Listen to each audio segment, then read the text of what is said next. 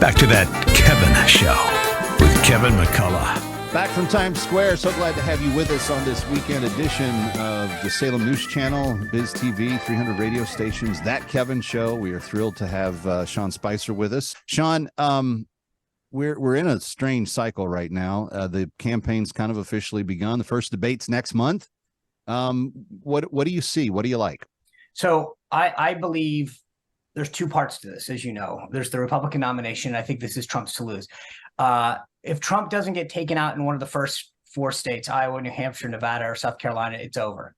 And he wins. That's plain and simple. DeSantis, Pence, and a couple others have gone all in Iowa.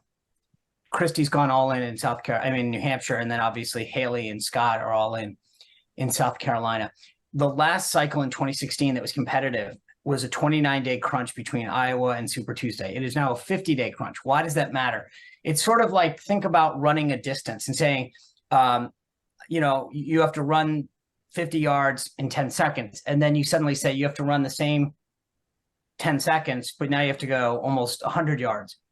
Each day that they're on the campaign trail costs money, and donors and activists aren't going to continue to go out there and give and support a candidate that doesn't look like they have path to victory. And so the bottom line is, in the primary, if Trump wins those first four early states, the race is over. You go into Super Tuesday on March 5th, and that's that. And that is the race, full lock, stock, and barrel. And the funny thing is, when I've talked to some of the campaign folks on these various other campaigns, they don't push back.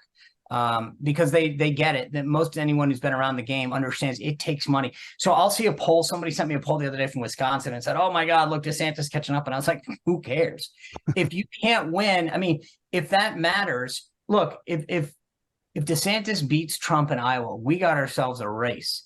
No one's going to beat him in New Hampshire, I don't think.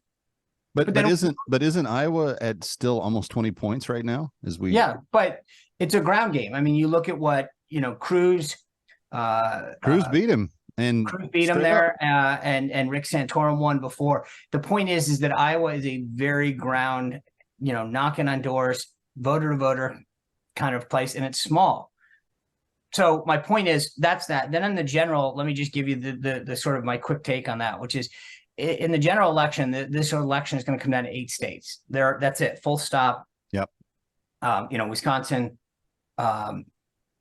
Michigan, Pennsylvania, Arizona, Georgia. You tell me how 8 states go. And I did a video on my YouTube channel, Sean. It's Sean M. Spicer, where I go through these different things, the debates, the contest, and I walk through these electoral votes. There's 97 electoral votes among these 8 states. But then more importantly, tell me how a third party does especially with the Green Party. In 2016, Trump won Michigan by 10,700 votes. Jill Stein got over 50,000 votes in Michigan.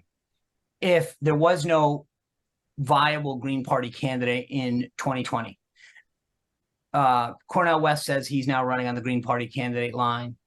If he can get a viable campaign going and takes 30, 40,000 votes. You think about how close Arizona was, how close Georgia was, how close Pennsylvania was, right? In 2020, never mind 2016. That delta is a huge spoiler. So I will just tell you that if somebody said to me, who's going to win the general election?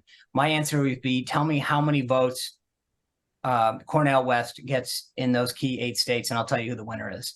If he's running a viable campaign, then Donald Trump becomes the president again, easy.